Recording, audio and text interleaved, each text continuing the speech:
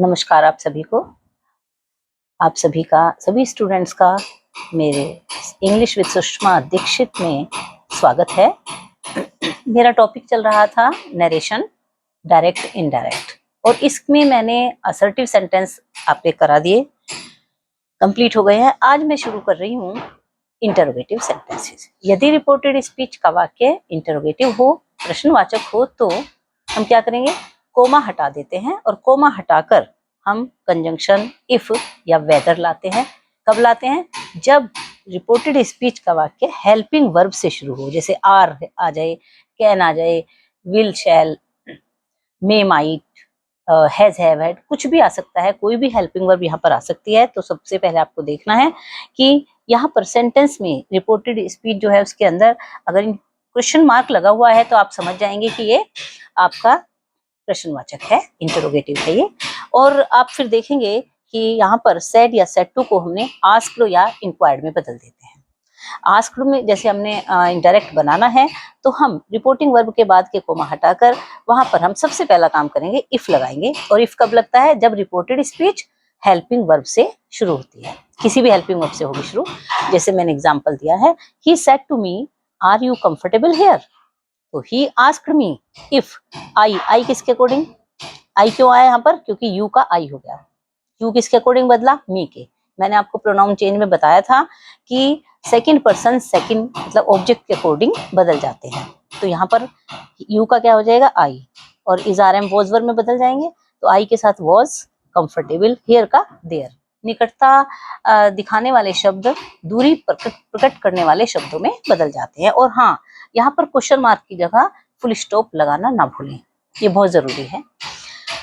अब आते हैं हम, एक और मैंने सेंटेंस दिया है, the teacher said to me did you write an essay.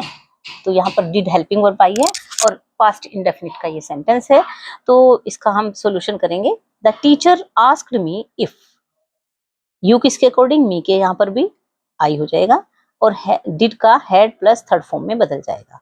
तो the teacher asked me if I had written an essay, और फिर फुल स्टॉप हम इसमें लगा देंगे। आगे अब दूसरी तरह के, मैंने बताया था कि इंटरोगेटिव जो सेंटेंसेस होते हैं वो दो तरह के होते हैं। हम दो तरह से क्वेश्चन पूछ सकते हैं, या तो हम क्या शुरू में लगाकर कि क्या तुम पढ़ते हो, क्या तुम खेलते हो, इस तरह से। और एक सेंटेंस के बीच में कोई भी क्वेश्चन वर्ड आ जाता है, कौन, कब, कहाँ, कैसे, वाई, व्हाट, वेयर, व्हेन, ये सब आ जाते हैं।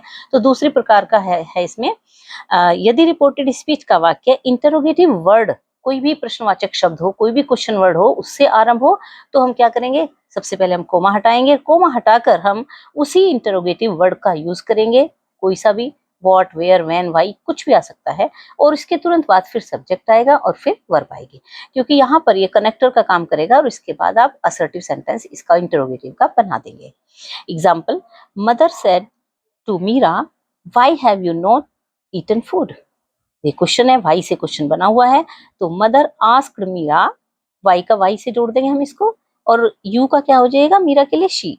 तो why she had not eaten food, full stop लगा दिया हमने। अब इसी तरह से आपको ये ध्यान रखना है कि सैड या सैड टू को आस्क्ड में बदलना है।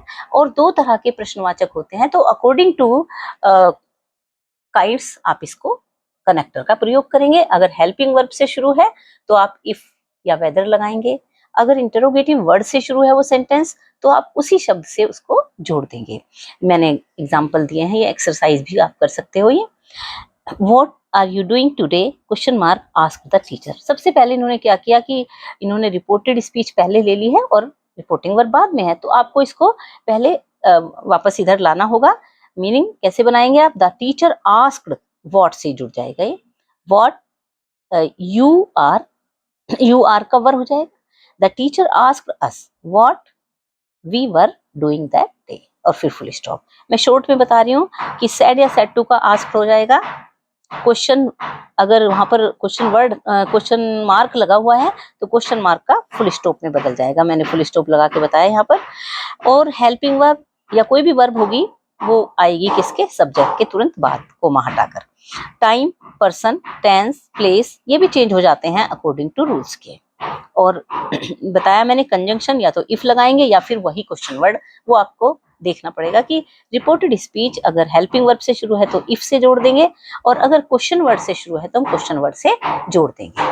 तो ये बहुत ही इम्पोर्टेंट टॉपिक आपका आया है। ये मैंने यहाँ पर एक्सरसाइज है, एक्सरसाइज को भी आप अपने आप करने की कोशिश करना। कोई भी प्रॉब्लम है तो आप कमेंट बॉक्स में पूछ सकते हैं।